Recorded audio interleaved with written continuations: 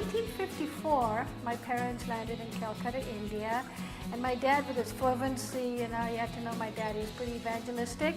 He was preaching away, and a man in the middle of the service, which was in a tent, stood up and said, "Preacher, feed our bellies and then feed our souls." And it talked a lot to my dad. And then shortly after that, Mother Teresa, who was here in Calcutta, came and saw my dad and said, "I want to show you something." And he took him down to the city dump, where there were hundreds and thousands of children who were picking food out of the dump and eating. And he asked my father if he would start feeding them. And that's really how the feeding program got started.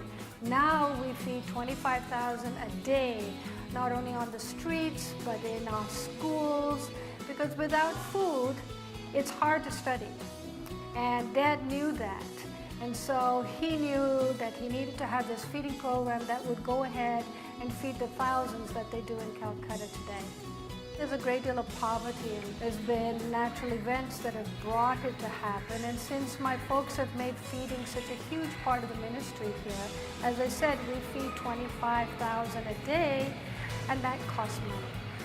And for us, it costs $11,000 a month. So if you find that to be a part of your passion or vision, or if Calcutta is part of your prayer list, we're asking that you join us to be able to serve these people in being able to feed them on a daily basis.